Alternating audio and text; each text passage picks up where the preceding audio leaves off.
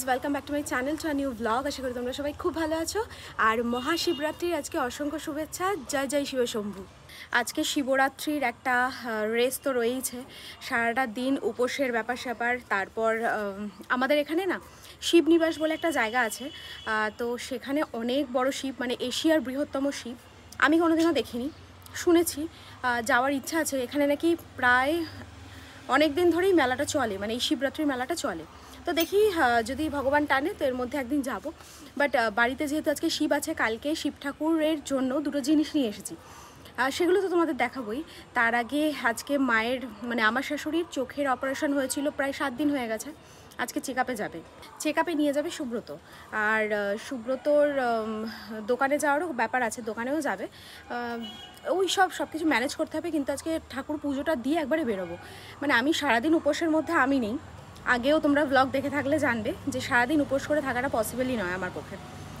যতক্ষণ পুজো দিবে, এমনিতেই সকালে খাওয়া হয় প্রায় 12টা সাড়ে 12টা, তো ওই 12টার পরে মানে চতুর্দশী লেগে গেলেই পুজো দিয়ে দেবো।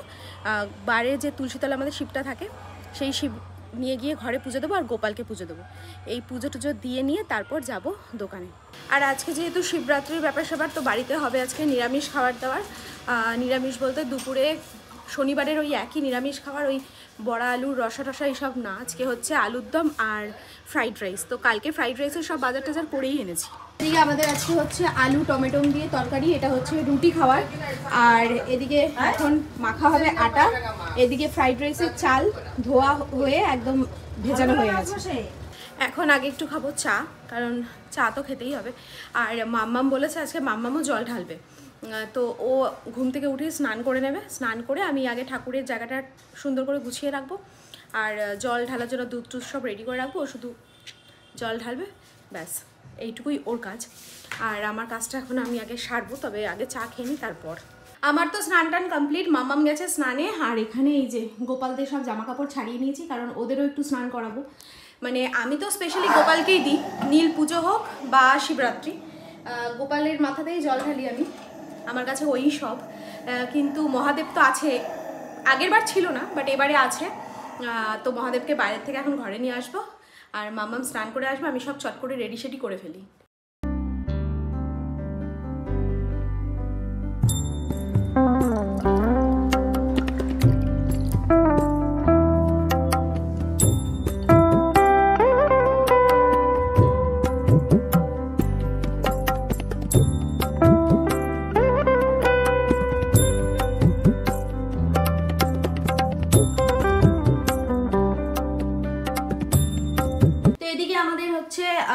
গোপাল স্নান তো হয়ে গেছে, এখন শিব স্নান হচ্ছে। এই যে আর একজন এই প্রথম বছর শিবরাত্রির পুজো করছে, তো চটপট করে স্নানটা করিয়ে নিক।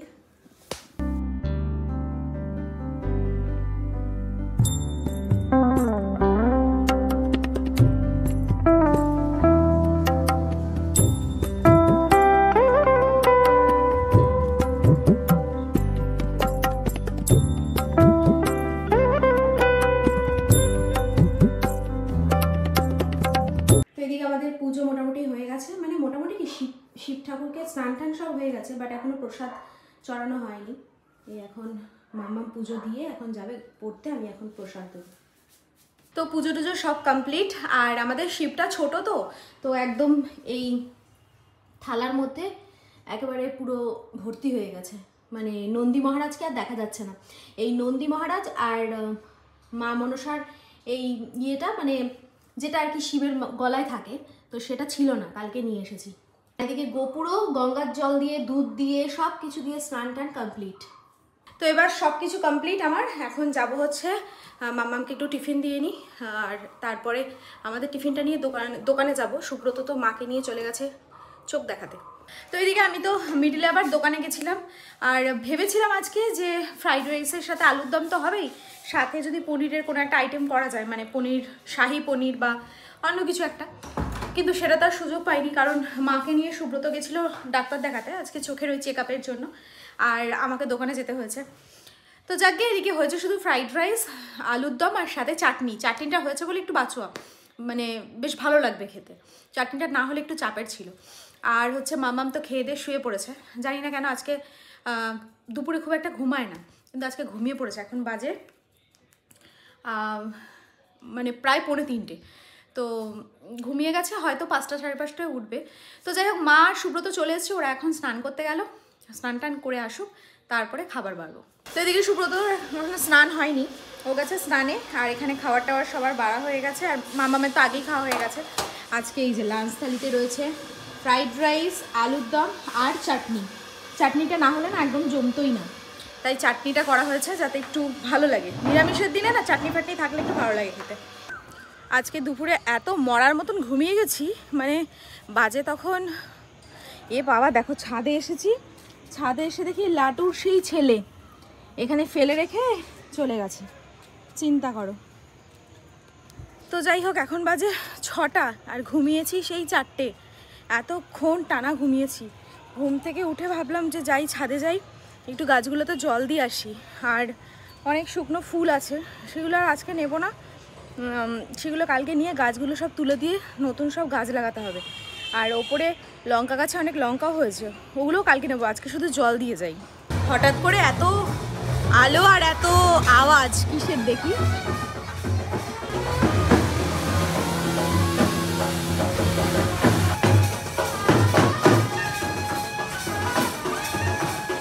মাম্মামকে একটু চা করে দিলাম, আর আমি, মা, সুব্রত সবাই মিলে একটু চা খেলাম। খেয়ে নিয়ে একটু জাস্ট বসেছি, আর দেখছি বড় বউ যাচ্ছে, বেশ কি বলে বাজি টাজি পুড়ছে, তাই লাফিয়ে গেলাম যে বড় বউ যাচ্ছে নাকি ঠাকুর ঠাকুর নিয়ে যাচ্ছে। মানে আজকে অনেকের বাড়িতে শিব ঠাকুর নিয়ে গিয়ে তারপরে পুজো হয়, তো তাই ভাবলাম আর কি।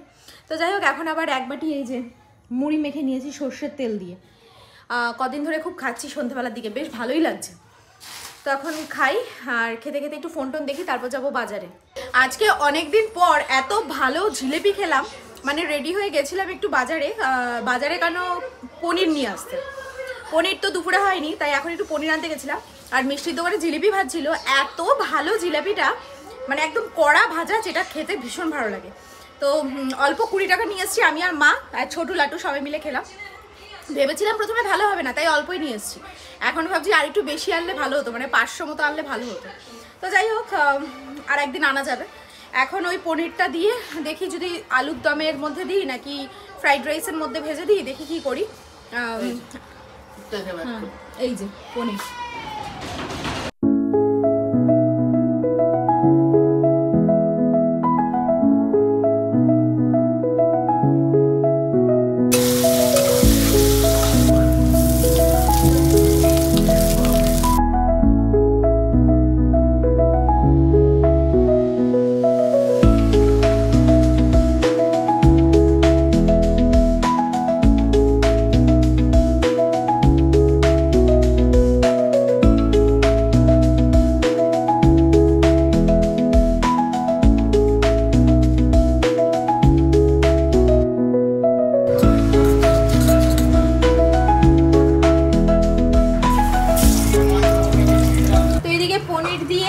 ফ্রাইড রাইসটা আবার একটু ঠিকঠাক করা হলো, আর এখানে ভাজা চলছে হচ্ছে বেগুনি। তো পনিরটা দিয়ে ফ্রাইড রাইস তো হয়ে গেছে, এখন বেগুনিটা হলে খেতে দিয়ে দেবো। তো এদিকে কাজকর্ম সব কমপ্লিট করে এই যে মাম্মাম বসে গেছে পড়তে। তো আজকে বেশিক্ষণ পড়বে না, আর এদিকে সব কাজ কমপ্লিট করার পর দেখছি আমার বড় ছেলে এসে হাজির। এই যে খাচ্ছে হচ্ছে দুধ বিস্কিট দেওয়া হয়েছে, কারণ আজকে হচ্ছে নিরামিষ হয়েছে, তাই মাছ টাছ কিছু ছিল না, তাই এখন দুধ বিস্কুট দিলাম। দুধ বিস্কুট খেয়ে এখন ওর গন্তব্যে চলে যাবে, আর সবাই এই দুটো ঘরে ঢুকে গেছে। তো যাই হোক, আজকে তোমরা কে কেমনভাবে লাটু কেমনভাবে শিবরাত্রি পালন করলে অবশ্যই কমেন্ট সেকশনে জানিও। তো আজকের ব্লগটা আমি এখানেই শেষ করছি, দেখা হচ্ছে নেক্সট ব্লগে। ততক্ষণের জন্য খুব ভালো থেকো, সুস্থ থেকো, আর অবশ্যই ভিটামিনটির সাথে থেকো। সো চলো আজকের মতো tata, bye and good night.